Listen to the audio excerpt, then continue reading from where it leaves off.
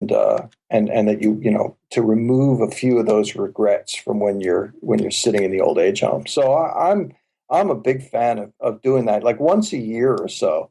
Just ask yourself, is there something that I haven't done yet that I'd really love to do, and then take advantage of it.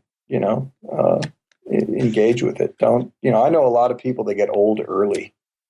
Yeah. Huh. So what else you got going on now? Are you still doing some corporate stuff and all that? Are you So traveling around teaching and so a lot of things. So you mentioned in the open, I run a program here at the University of Texas called the Human Dimensions of Organizations. We're trying to teach people in business about people because so it's a lot of people in business, they want to do finance, they want to do accounting, things like that, and that's great. But a lot of people who are in business wake up one day and realize that their biggest problem is people. Yeah. And there aren't a lot of education options for them, to really learn how do people work as individuals and as groups and as cultures.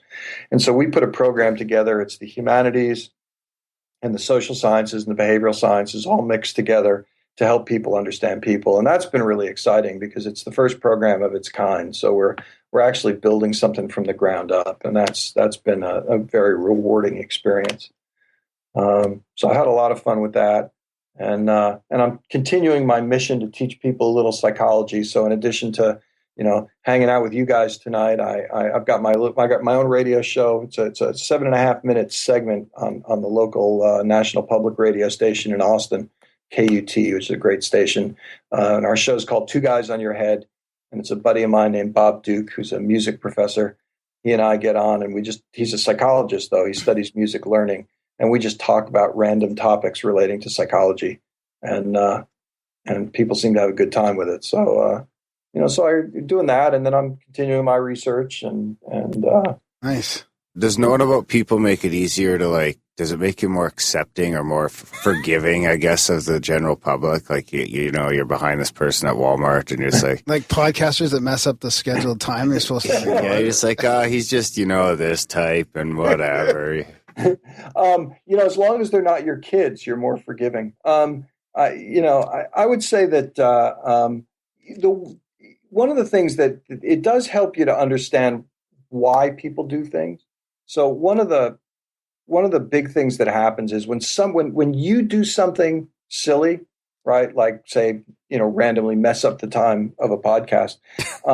You think to yourself, well, gosh, I was really busy that day and I was, doing 3 things at once and then I forgot. And so you understand all the situational influences on your behavior. Uh-huh. And when somebody else messes something up, then your natural reaction is to think, well, that person's just a jerk, And one that of the works things too in this instance. One of the things though that spending a lot of time studying behavior helps to see is a lot of these situational influences on people's behavior. So it makes it easier to look at what, somebody doing something and go, they might be a jerk, but, there's probably a whole bunch of other really good reasons why this happened. And so it makes it a little easier to give other people the benefit of the doubt for stuff. I mean, until like the 3rd or 4th time they screw up. Yeah. Then it becomes just a bad habit. Yeah. Then you realize, it's not the situation. It's just them. But, so I think that helps a lot. And I think the other thing that helps a lot is, the more you learn about psychology, the more you begin to understand things like individual differences. So, for example, I did this book, a little mini ebook a couple of years ago called Habits of Leadership. That's all personality characteristics in leadership. And it's so important to understand some of the dimensions that people that lead people to differ. Things like, how extroverted they are. That is how much they really want to be the center of attention. Or how interested or open they are to new experiences, because a lot of times your motivational system is set in a particular way. And so you just often just assume, well, everyone else is going to be more or less like I am. And the more you understand about the ways that people naturally differ from each other, the easier it is to pinpoint, oh, I see why they're doing that. They're not being difficult. This is just the way they're wired. Can I ask you a question about leadership? Sure. It's might be a bit out there, but do pathological people or like people with narcissistic personality disorder, those types of things have a tendency to become leaders? Or are there more leaders that are like that? So no, but they're really noticeable when they are leaders. Right. Yeah. So narcissists, for example, they really want to be the center of attention. Now, some narcissists are narcissistic and incompetent, so they don't go anywhere. Okay. But if you're a narcissist and if you're a smart narcissist, so competent, good, talented narcissists are dangerous because they accomplish things and then they let the world know that they did it, and they drink in the accolades. Yeah. And the problem with that is that the higher that a narcissist rises in an organization, the worse that organization gets, because they start taking the credit away from everybody else, and they start undermining the other good people because they want to be the only good person around. They're the only really talented person around, so that nobody else steals their shine. Right. So and then what happens is, because the narcissists are both craving attention and reviled by others as they begin to be recognized for being a narcissist, you really notice them.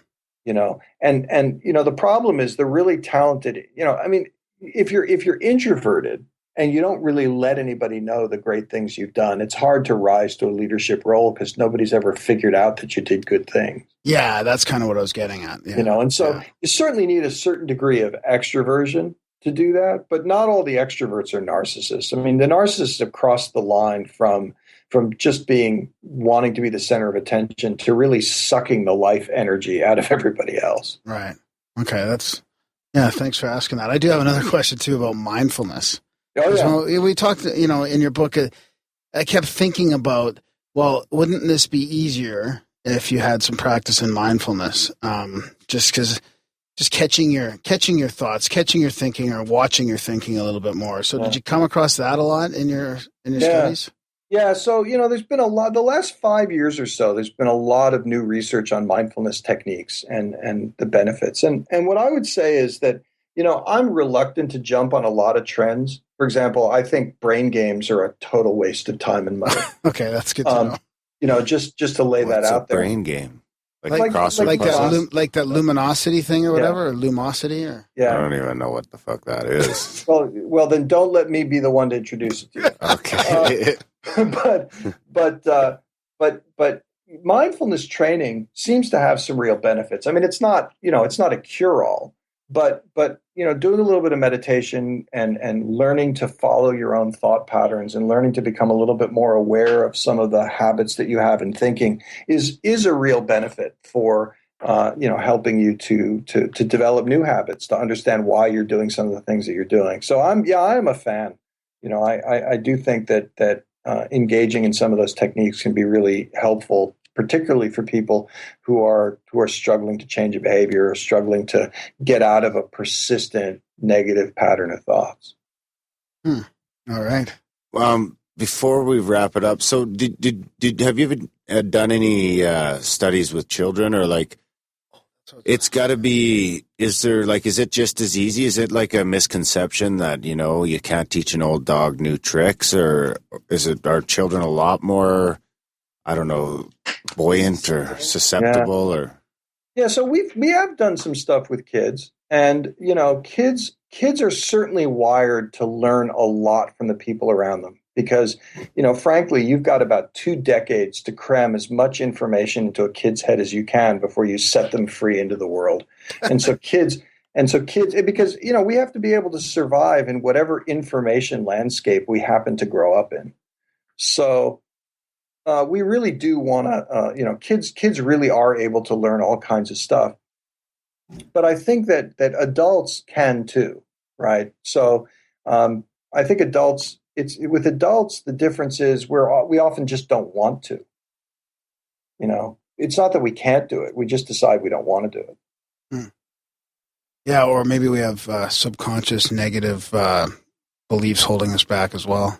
Well, and there's social things too, right? I mean, at some point as an adult, you just want to be seen as being, a really competent person. So, it's a little bit embarrassing to do something like learn to play the saxophone in your mid-30s. So you pick up the sax as a 35-year-old, and somebody looks at you and goes, "Man, I'll bet this guy's really good," and then you sound like you're moving furniture in the kitchen, and they're like, "Oh, wow, something's wrong with that guy," as opposed to saying, "Oh, isn't that cool? He's learning to play a new instrument." I wonder if that's a modern thing. Yeah, I don't know. That's a good question. I mean, if you had that problem a few thousand years ago. Yeah, I think so. At 35, you were ancient, right? Yeah. So. Yeah. Yeah. Look, he's just learning how to fish now. What a schmuck. Well, thanks a lot for joining us, Art. I know you're on the Twitter. I found you there today. I think it's at AB Markman. That's right. And are you on Facebook? And where else can our listeners track you down? Sure, I'm almost anywhere on the web. So Twitter AB Markman, at AB Markman, on Facebook Art Markman PhD, on LinkedIn Art Markman. I'm on Pinterest and Instagram. Wow. And you can email me, so art.markman@gmail. And I always love to hear from people. And I have a website, smartthinkingbook.com, which has some blog entries on it and some information about the books. But if you follow me on social media, then you can find the blogs on Psychology Today and Fast Company and the radio show and stuff like that.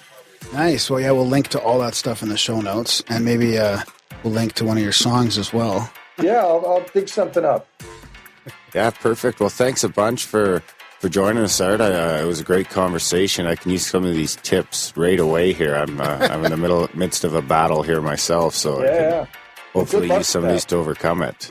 Yeah, that's fantastic. All right. Thanks a lot, Art. Well, thanks a lot. It was great talking to you guys tonight. Okay, take care. It's a dirty habit.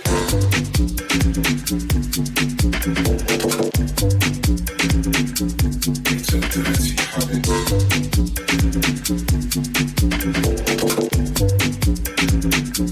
It's a dirty habit.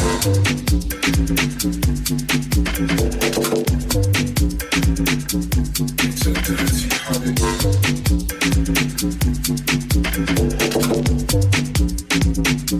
It's a dirty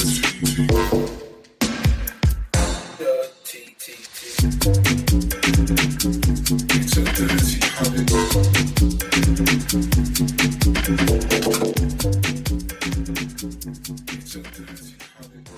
And we're back in the Grimerica Show. Thanks for hanging in there. I chat with Art Markman. Yeah, that was a fun one. Yeah. It's fun. Yeah, he was very intelligent. Did we fuck up the date on that one? I did, yeah. No, I think I messed up the time.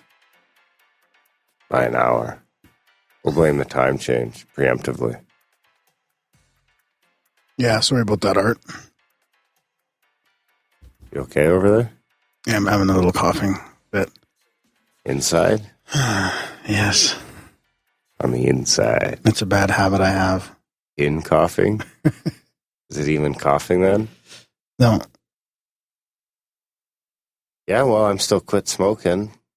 Yeah, my nails are doing pretty good. I can bite my nail. Look, I haven't bitten my nails. It's working. I've been vaping less. Yeah, have you? Yeah. Really? So good, though. Tastes so good when it hits your lips. But I'm on the lower nicotine, so figure another month I'll be off the nicotine completely. And then that'll be the real challenge, I guess.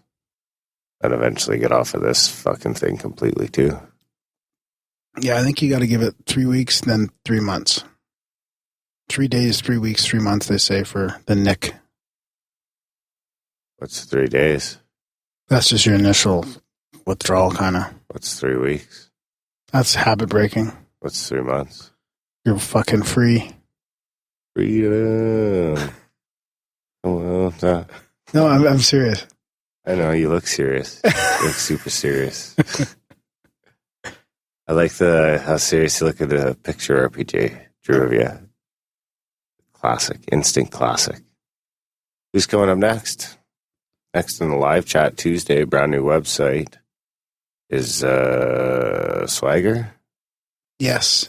A special St. Paddy's Day with the Irishman himself, James Swagger. Fascinating dude. archaeoastronomy, archaeoacoustics, and ancient mysteries, and all kinds of stuff like that. That'll be